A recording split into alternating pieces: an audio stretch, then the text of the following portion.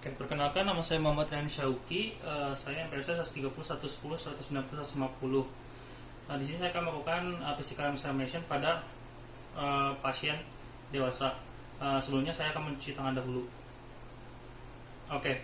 Untuk pertama-tama kita akan melakukan pengukuran tekanan dari vena jugularis.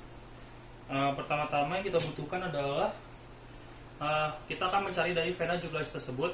Pertama-tama kita akan memberikan posisi yang nyaman kepada pasien, mengajak kepalanya dan menghadapinya 30 derajat ke atas, sehingga posisi dari vena jugularis bisa lebih jelas juga.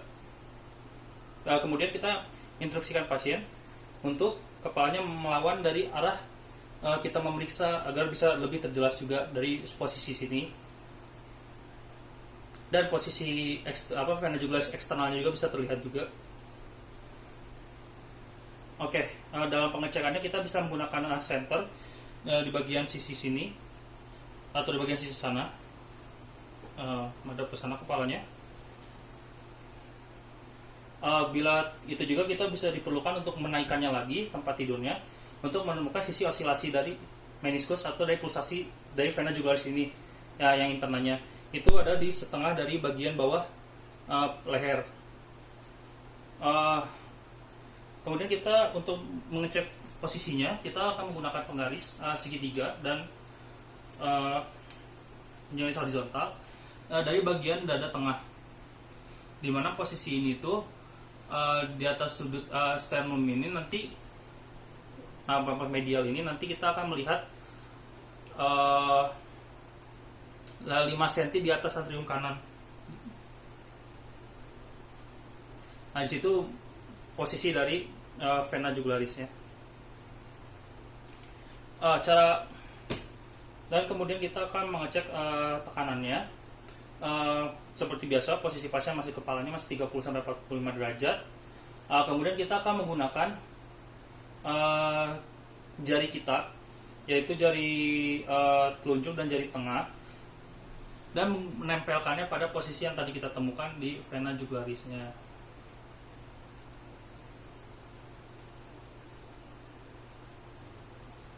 Oke, kemudian kita bisa mengecek bagian sini juga.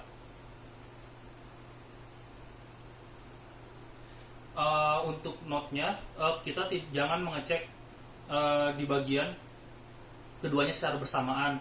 Kita harus mengecek bagiannya satu persatu.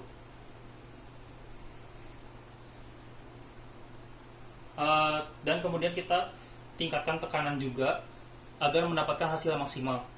Tapi jangan terlalu keras juga karena akan tidak nyaman bagi pasien. Untuk menilai teri dan getaran, kita harus menekannya juga. Ketika palpasi, deteksi adanya gertakan halus atau tidak. Untuk menekan bruit, kita harus menggunakan diafragma dari stetoskop dan menempelkannya pada bagian ini juga. Kemudian kita akan mengecek bagian dari arteri brachialis. Nah, ini tuh posisinya di bagian lengan pasien. Posisinya tuh harus istirahat, relax, dan si tangannya tuh kita harus menggunakan fleksi tangannya untuk mendapatkan relaksasi yang maksimal juga. Dan melakukan pengecekannya kita menggunakan jari telunjuk dan jari tengah itu di bagian medial dari tendon bicep pasien. Oke. Setelah arteri brachialis, kita akan melakukan pengecekan dari impuls maksimum. Inspeksinya sendiri kita harus lihat dari ruangan yang cahayanya bagus agar lebih jelas. Kemudian meminta pasien terlentang, dan seperti tadi pemeriksaannya itu naikin 30 derajat juga di bagian kepalanya agar lebih maksimal. Itu dengan posisi supine, kita bisa ditemuin itu dari bagian iga ketiga, iga keempat, dan iga kelima, menggunakan tangan kita dan dipalpasi. Nah, dengan jari ini kita akan merasakan getarannya itu seperti jarinya terangkat, dan ini tuh kita akan memberikan tekanan juga kepada pengecekan kita, berikan tekanan. Kemudian untuk alat ventrikel kiri, bila tidak terasa, kita bisa memposisikan pasien dalam posisi lateral decubiscus kiri, dimiringkan, dan sama memegangnya di posisi yang sama.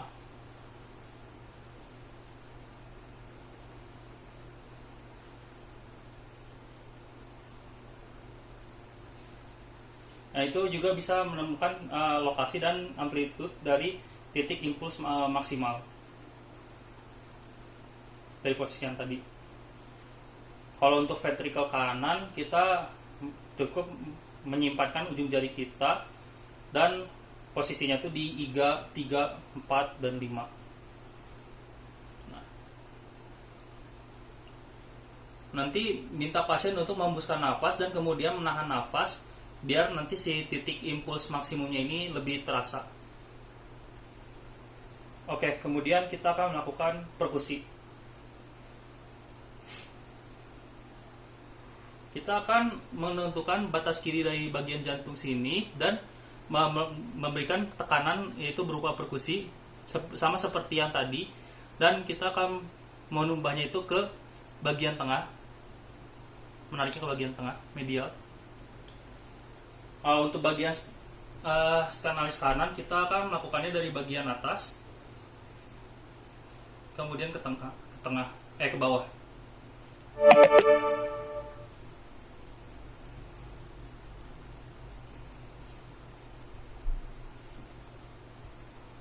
Kemudian untuk bagian atasnya kita akan melakukan iga bagian nomor 2 dan sama melakukan perkusi.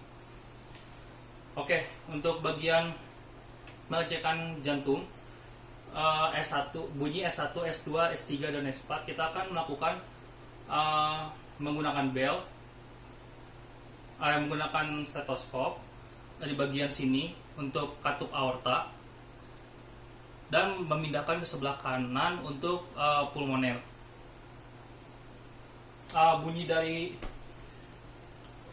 dari pengecekan jantung tersebut, bunyi jantung tersebut.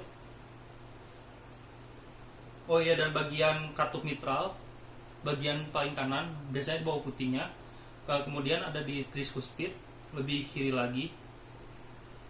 Oke, untuk bunyinya sendiri ada S1, S2, S3, dan 4.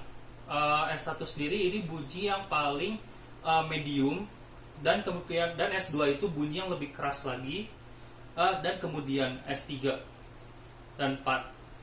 Oke, kemudian untuk pengecekan dari murmur sendiri, ada murmur sistolik dan diastolik, kemudian ada kontinu.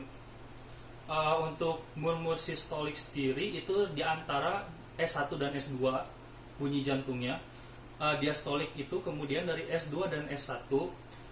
Kalau murmur kontinu itu sepanjang S2 dan sepanjang kesananya. Untuk intensitasnya sendiri itu ada beberapa derajat dari murmur sistolik, ada 1, 2, 3, 4, 5, dan 6.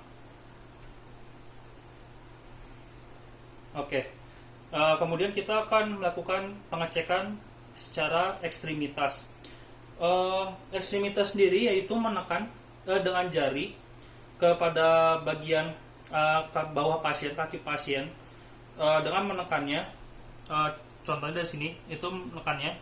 Apakah ketika kita menekannya ada bentuk jari tadi itu langsung kembali atau berbekas?